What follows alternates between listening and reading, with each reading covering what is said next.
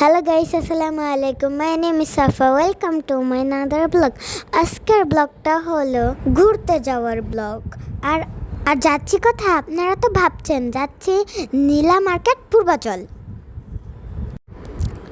আব্বু যে ভিডিও করছে লুকায়া লুকায়া, আমি তো দেখিনি। তারপর দেখলাম আব্বু দেখে ভিডিও করছে। তারপর পরিবেশটা এত সুন্দর, কি আর বলবো, অনেক সুন্দর ছিল।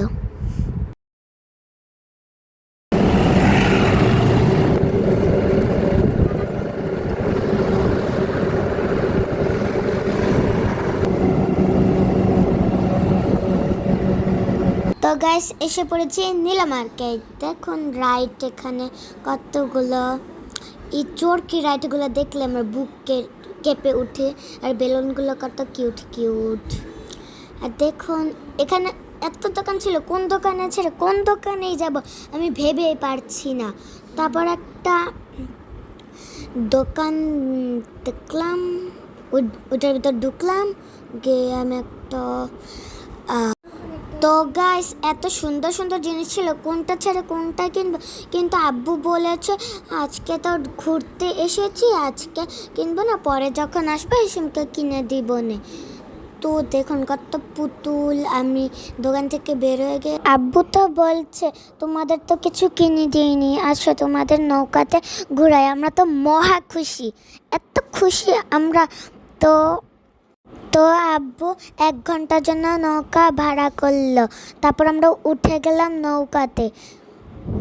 তো প্রথমে নৌকাতে উঠে আমার এত ডর লাগছিল, তো যখন ছেড়ে দিয়েছে তখন তো আমরা ছাদের উপর উঠে অনেক মজা করছিলাম। আর পানির ভিতরে এত স্রোত ছিল, তো জুতা খুলে উঠে গেলাম উপরে।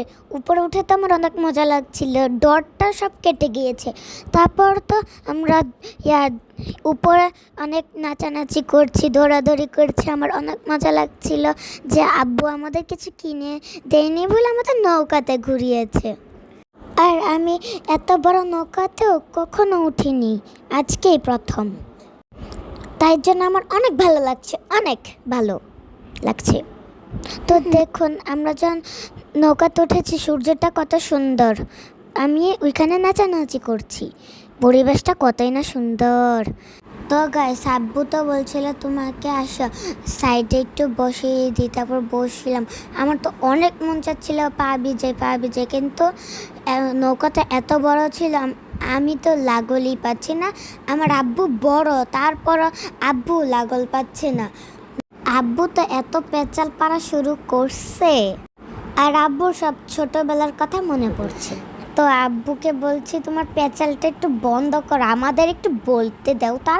তো দেখুন আমরা যখন নৌকাতে উঠেছিলাম সংখ্যা ছিল সূর্য, এখন দেখুন কত সুন্দর চাঁদ উঠেছে আকাশে, আর চারিদিকে অন্ধকার হয়ে আসছে।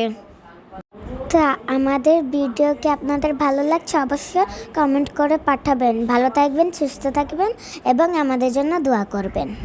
আমাদের নৌকা ভ্রমণ শেষ, আর আমরা নৌকা থেকে উঠে গেলাম